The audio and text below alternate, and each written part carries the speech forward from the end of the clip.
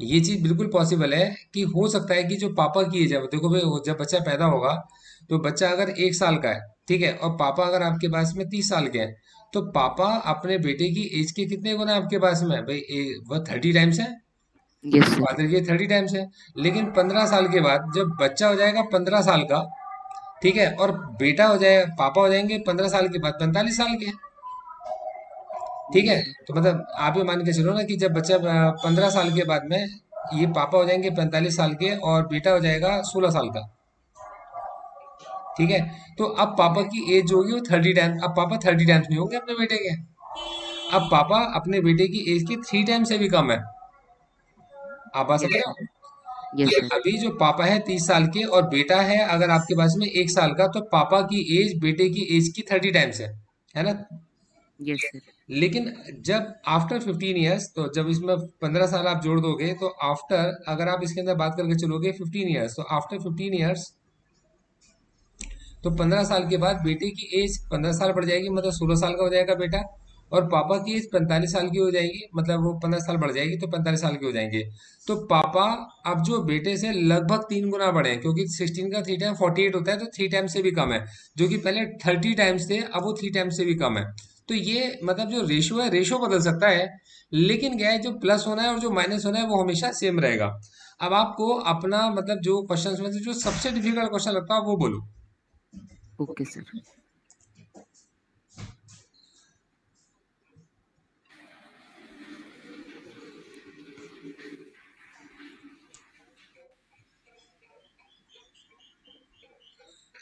10 years ago। पहले मैं इससे मतलब नहीं, 10 ईयर्स है को, हमें इससे मतलब है बात किसके बारे में चल रही है? बाप बेटे के बारे में बात चल रही है, बेटी बहन के बारे में बात चल रही है, किसके बारे में बात चल रही है? The sum of the ages of two sons. Hmm. और 2 सन है, ठीक है। और फादर्स एज, वन ठीक है, third of their father's age. ठीक है। तो हमारे पास 2 सन्स है जिनकी एज का सम है, 2 सन की एज का सम कितना है आपके पास? एक्सलेट कर लिया आपने। और यस सर। फादर आपके पास, वायलेट। जो फादर की एज है वो कितनी है आपके पास में? वाई। तो 2 सन्स की एज का जो सम है वो एक्स है, और फादर की एज जो है वो कितनी है आपके पास में? वाई। यस ठीक है सर। जी। अच्छा, अब आप कैसे बनेंगे केस? क्योंकि सबसे पहले तो आप लेट करते हो कि वेरिएबल्स क्या है, और फिर आप उसके बाद केस बनाते हो। अब आप पहला यस केस सर। क्या पढ़ रहे हो? पहले आपने क्या बोला? 10 years ago। तो आप 10 साल पीछे चले जाओगे, तो 10 ईयर्स एगो, 10 साल पहले ये दो बच्चे जो आपके पास में है, तो दो जो बेटे हैं, तो दो जो बेटे हैं उनकी एज का, 2 सन की जो एज है उनकी एज का जो सम है 10 साल पहले, पहले बच्चे की एज भी 10 साल कम हो जाएगी और दूसरे बच्चे की एज भी 10 साल कम हो जाएगी। तभी तो दोनों की जो एज है भाई, ये क्या है, ये एक बच्चे की एज नहीं है, ये दो बच्चों की एज का प्लस है, मतलब तनय की और श्रेय की एज का सम है। तो यस आज सर। से 10 साल पहले तनय की एज भी 10 साल कम होगी और श्रेय की एज भी 10 साल कम होगी, तो सम में से एक बच्चे के भी 10 साल कम हो गए, दूसरे के भी 10 साल कम हो गए। मतलब अब इनकी एज का सम आज से 10 ईयर्स एगो पहले कितना था? x-20 है। ये क्लियर है? Yes sir. चलो फिर उसके बाद अब हमारे पास आती है बारी फादर की। तो जो फादर की एज है, तो फादर की एज जो कि कितनी थी? वाई, लेकिन 10 साल पहले क्या 10 साल कम हो जाएगी, तो y-10 हो जाएगी।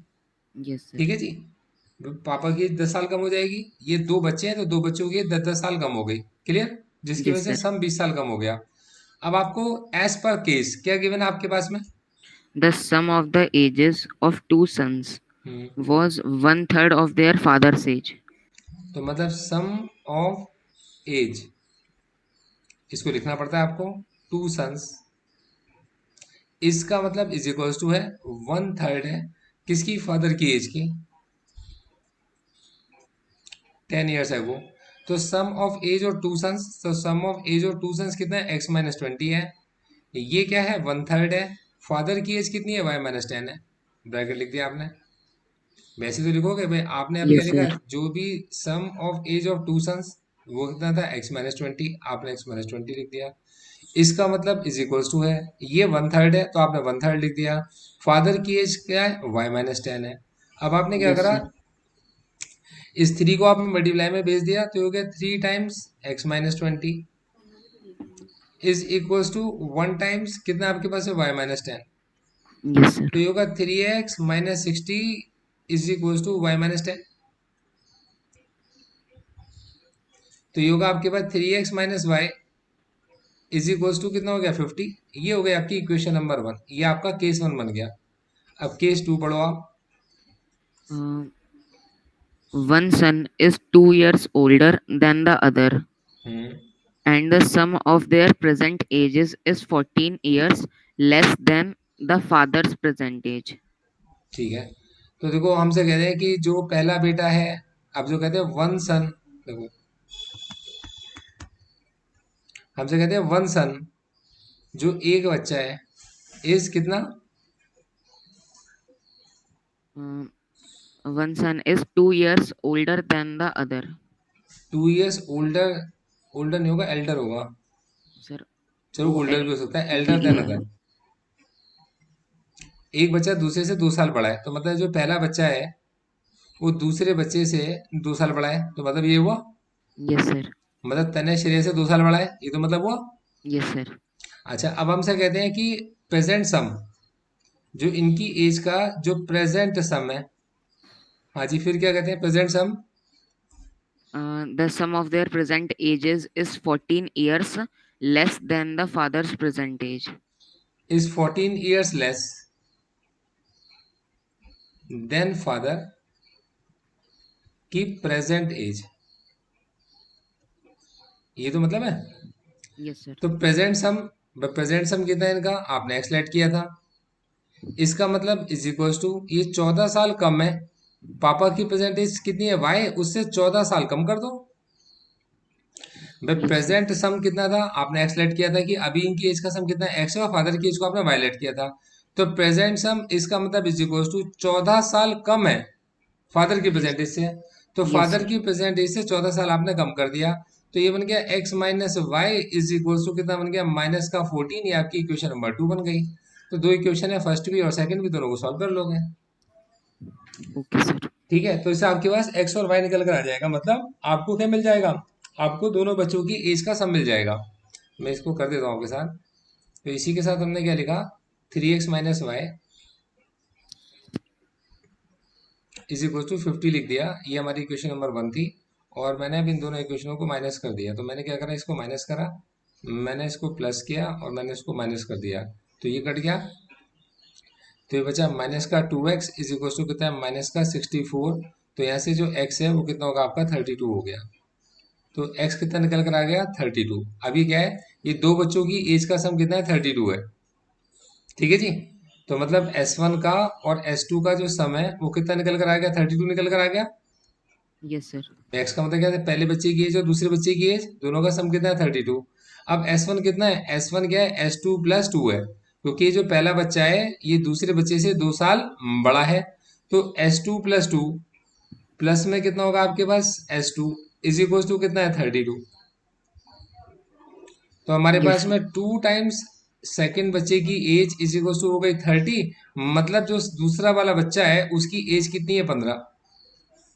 यस ठीक है। सर। जो पहला वाला बच्चा है, जो पहला वाला सन है S1, वो क्या आपके पास में S2 से 2 साल बड़ा था, तो वो कितने का है 17 साल का है। तो पहला वाला बच्चा 17 साल का है, दूसरा वाला यस सर। बच्चा 15 साल का है। अब पापा पे आ जाओ, एक्स कितना है 32 है। तो आपने कहा जो एक्स माइनस वाई है वो आपका माइनस का 14 है। तो x कितना है आपके पास में 32 minus y is equal to minus का 14। तो y कितना हो गया आपका 46 हो गया। Yes sir. तो पापा की एज कितनी है 46 ईयर्स है। खत्म हो गया क्वेश्चन। ठीक है। Yes sir. Yes sir. मैं आपको इसकी रिकॉर्डिंग भेज रहा हूँ, आप इसको लगा के अच्छे से समझ के इसको 2 बार करो, उसको फिर मेरे को करके भेजो। इसको 2 बार करना है आपने, ठीक है। ओके आप इसे सर। 2 बार करो और 2 बार करके भेजो, फिर एक बार सारे क्वेश्चंस को एक बार ट्राई करो, फिर आपके अगर कोई डाउट्स होंगे क्वेश्चन स्पेसिफिक। अब आपका टॉपिक तो क्लियर हो गया ना आपको एज प्रॉब्लम यस का। सर। Yes sir. कोई और टॉपिक तो डाउट नहीं है आपका। No sir. तो टॉपिक आपको क्लियर हो गया। अब आपके क्वेश्चन स्पेसिफिक डाउट हो सकते हैं, ठीक है। तो क्वेश्चन स्पेसिफिक डाउट्स मैं आपके लेके चलूंगा। आपको ये असाइनमेंट करना है, यस एनसीईआरटी सर। के एज वाले क्वेश्चंस कर लो, और जो आपके पास में बुक है उसके अंदर जो एज वाले क्वेश्चंस हैं वो सारे कर लो, और उनके डाउट्स मुझसे सारे पूछ लो आप, ठीक है। तो ओके पहले सर। ही 2 बार करके मेरे को भेजो, मैं इसकी रिकॉर्डिंग आपको अभी 2 मिनट में भेज रहा हूँ। Okay sir.